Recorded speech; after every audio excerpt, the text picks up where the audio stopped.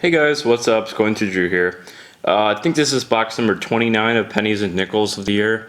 I'm kind of off track. I've been meaning to upload videos, just a bunch of random stuff really. I have a ton of videos I gotta make, and honestly this is about a month to about a month and a half of coin store videos. Today is August the 3rd of 2015. I go back to school in about 17 days from now. Let's not talk about that. Anyways, so this is box. Best finds up there as usual, and wheat cents and a couple nickel finds. I really didn't take the time to really sort these out, guys, but we got some nice 60 cents here, nice 70s and 80s. This one here, which is interesting, has an odd patina, or at least an odd wear pattern on it. There's glue on that side. Some of the glue must have came off, and it's dark underneath that. And it's, you know, it's like BU in some areas, and some areas it's not. So I thought that was weird how it kind of ended up looking like that. So very strange. I don't know, there might be some glue still on it. I'll see if I can peel any of that off. Some more 60 cents, 70 cents. I'm sorry if the lighting's not the greatest right now. 69S, 61 nickel, I think that's a plain. And this very reflective proof like almost reverse 1985D. Just gonna probably just throw that back. The LDS, this is a very late die strike, a very weak strike. 1987 P nickel. Just a tossing back that one.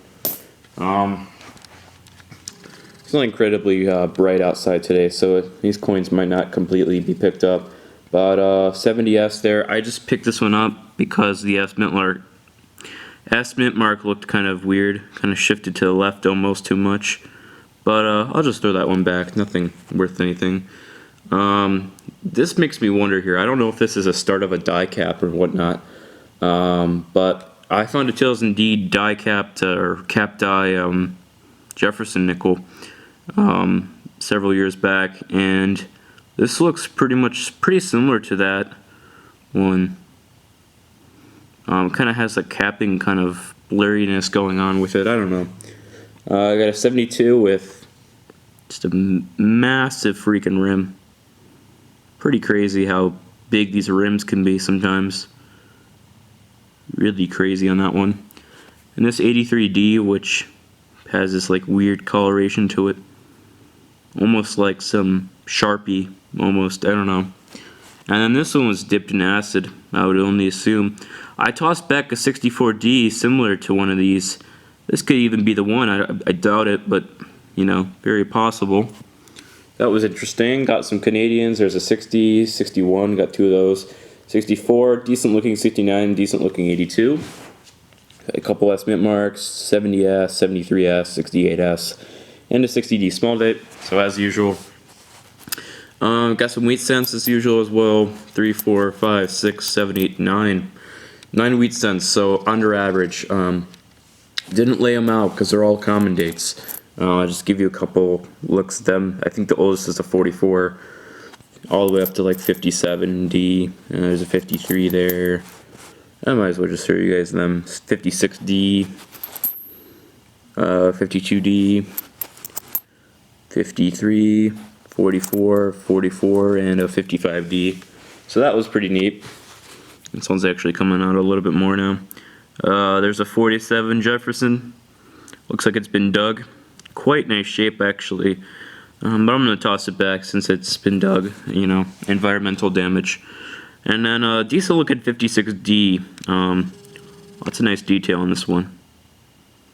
Really happy with this find, but the scratch and the mint mark looks like it might be a D over D, but I'll double check it. I don't think it is. If it's not, then I'll just toss it back because that massive scratch just doesn't make it worth it. Got this interesting 1997 cent, and I gotta double check this. It's either post mint damage or maybe a strike through, but that line that goes through the coin right there, I think it's just post mint, but kind of looks like it's been struck through something. I don't know what would cause that, but it goes straight across the coin. So try to take a look at it through my loop and see if it's raised or shallow.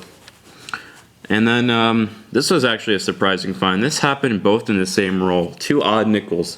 One, well, we got an error here. This is a 1971 clip planchet nickel, Jefferson nickel, obviously.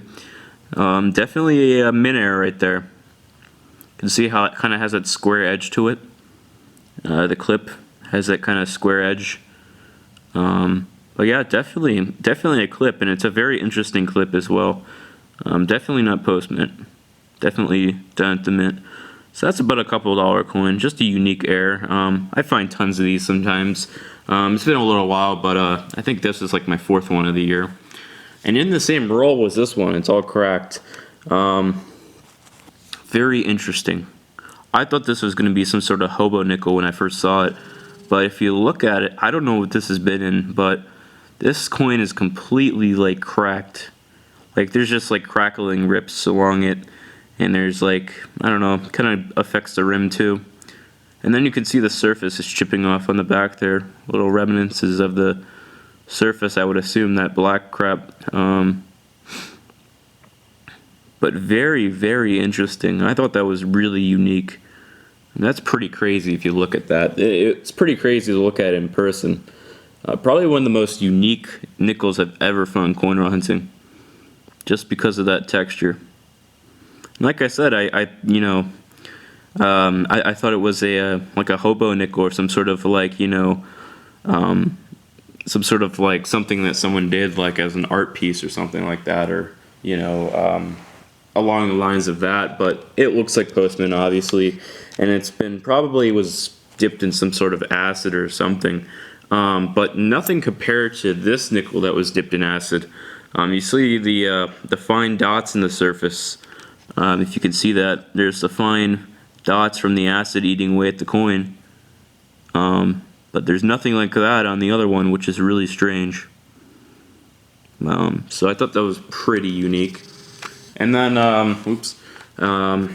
I got 2 silver nickels, and I don't know if these were in the same roll. I can't remember. But all I remember off the top of my head, and it's been a couple weeks since I looked at these, I think they're both planes, 44 and 45 planes. There's a 44 scratched across the face, but still silver. That's all I care about. And a 45 silver nickel. Or no, that's a 43, whoops. So 43 and 45, okay. 43p and 44p, okay. I must have read that date wrong, possibly. I think that 43, I thought I read it as a 45. So very possible. Melt value on those are pretty cheap right now. Silver's at, gosh, I'm gonna go check my phone right now as of August 3rd at about 110, approximately 112 to be exact, Eastern Standard Time. Silver is at $14.55 an ounce. Gold's under 1100. That's 11:12 Eastern Standard Time. We'll just press refresh a couple times. That's right on that. And then this is a really cool app. It's called Coinflation. This app will basically show you melt values and stuff. This is a war nickel here.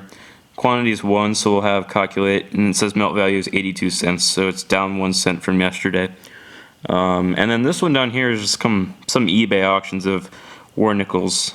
I don't really understand the whole purpose of that, but since you're really just checking melt, the Barber dime is the same melt value as the Roosevelt dime, so you have one that melts at 105. Washington quarter, same thing applies with Barber quarter, 263. This is a really useful thing, a really useful app if you're at like your coin store or something like that, or you're on eBay and you want to double check something and maybe make sure if you're getting something for a little over melt or whatnot like that. It's a very useful app, I can tell you that much. So that's that. And then there's base metal coins. You can check the value of copper cents, which is pretty unique. And then silver scrap. You type in, the price of silver, your weight in grams, and purity.